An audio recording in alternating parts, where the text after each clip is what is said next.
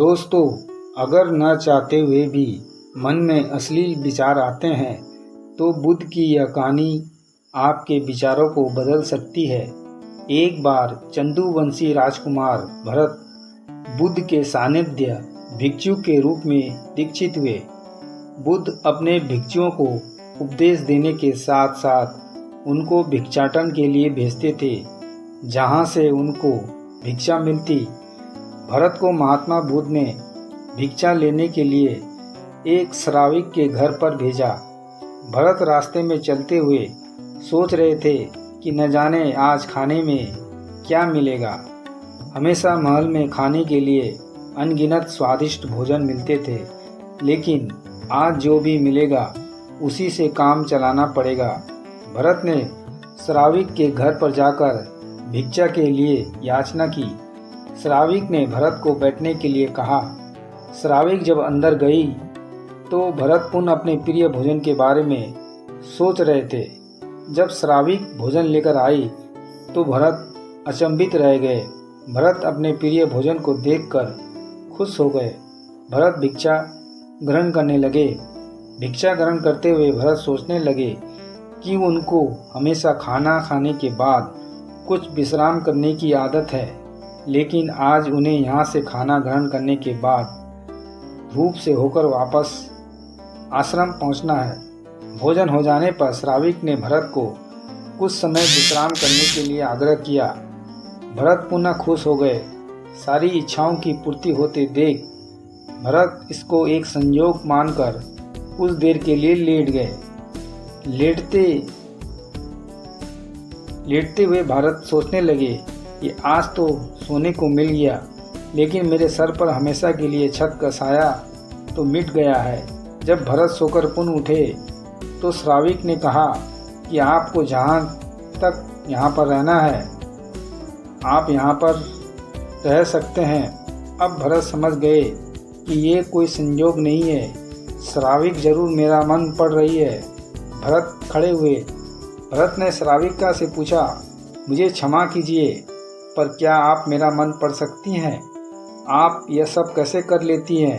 श्राविका ने कहा, शुरू में मेरे लिए ये कठिन था, लेकिन मैंने खुद के विचारों को देखना शुरू किया। शुरू में मेरे विचारों की संख्या अनगिनत थी, पर मैंने अपना पूरा ध्यान उन विचारों पर केंद्रित किया।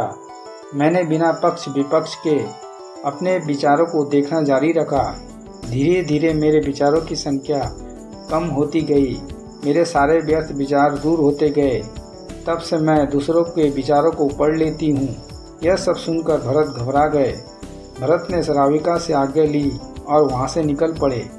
रास्ते में चलते हुए भरत अपने मन के विचारों का स्मरण करने लगे। भरत के मन में श्राविका के बारे में अश्लील विचार आए। श्राविका ने भरत के बारे में क्या सोचा होगा?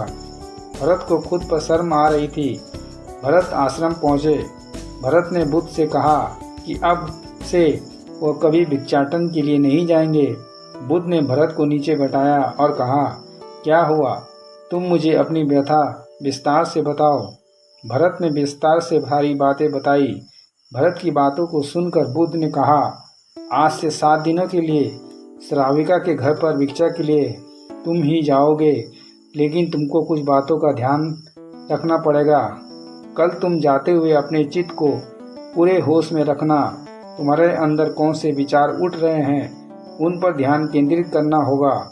पूर्ण और जागरूकता के साथ ध्यान करने की कौन सी वासना तुम्हारे भीतर उठ रही है, इन सभी का ध्यान करते हुए जाना और फिर मुझसे विचार विमर्श करना। अगले दिन भरत बुद्ध के बताए अनुसार पूरे मार्ग में अपना होश को जागृत रखते हुए चल रहा था। भिक्षु आज पूरी तरह से जागे हुए था। जैसे जैसे श्राविका का घर नज़दीक आ रहा था, भरत की घबराहट बढ़ रही थी। भरत ने अपनी घबराहट को एक तरफ करते हुए बुद्ध के विचारों पर ध्यान केंद्रित किया। जब भरत श्राविका के घर पर पहुंचा तो उसके दिमाग में केवल एक सन्नाटा था, जिसके भीतर कोई वासना नहीं, कोई कामना नहीं, ना कुछ अच्छा पाने की इच्छा थी। भिक्षु भरत ने भिक्षा ली, ग्रहण की और वहाँ से वापस निकल गया। आज भरत रास्ते में नाचते हुए आया। आज उसको जिस आनंद की अनुभूति हुई वह अद्भुत थी। आज से पहले इस आनंद को उसने कभी महसूस नहीं किया। भरत ने आश्रम जाकर बुद्ध को प्रणाम किया। दोस्तों, इस कहानी में आपको अपने जीवन को कृतार्थ करने वाली जानकारी मिली हो तो कमेंट सेक्शन में अपने विचार जरूर शेयर करें। महात्मा बुद्ध के जीवन के उपदेश को पढ़ने के लिए हमारे चैनल को लाइक और सब्सक्राइब करें। धन्यवाद।